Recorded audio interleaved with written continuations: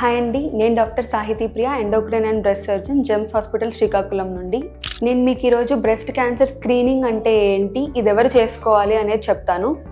ఏదైనా ఒక జబ్బు అది దాని యొక్క లక్షణాలు రాకముందే మనం కనుక టెస్ట్ చేసుకొని అది మనకు ఉందా లేదా అని నిర్ధారణ చేసే టెస్ట్ని స్క్రీనింగ్ టెస్ట్ అంటాము. ఈ స్క్రీనింగ్ టెస్ట్ అనేది ఎందుకు చేసుకోవాలి అంటే, మనకి రొమ్ములో గడ్డ అనేది 1 సెంటీమీటర్ కంటే ఎక్కువ ఉన్నప్పుడే మనకి చేతికి తగులుతుంది, మనకి గడ్డ ఉంది అని తెలుస్తుంది. కానీ ఈ క్యాన్సర్ గడ్డ అనేది 1/2 సెంటీమీటర్ అంటే 0.5 సెంటీమీటర్స్ ఉన్నప్పటి నుంచే అది స్ప్రెడ్ అనేది స్టార్ట్ అయిపోతుంది సరౌండింగ్ టిష్యూస్ కి. సో మనకి తెలియక ముందరే మనం గనక దీన్ని కనిపెట్టగలిగితే చాలా ఎర్లీ స్టేజ్ లోనే మనం ఈ క్యాన్సర్ అనేది డిటెక్ట్ చేయొచ్చు. సో బ్రెస్ట్ క్యాన్సర్ లో స్క్రీనింగ్ అనేది చాలా ఇంపార్టెంట్ అన్నమాట. ఈ బ్రెస్ట్ క్యాన్సర్ స్క్రీనింగ్ ఎవరు చేసుకోవాలి, ఎలా చేసుకోవాలి అనేది నేను నెక్స్ట్ వీడియోస్ లో చెప్తాను. Thank you.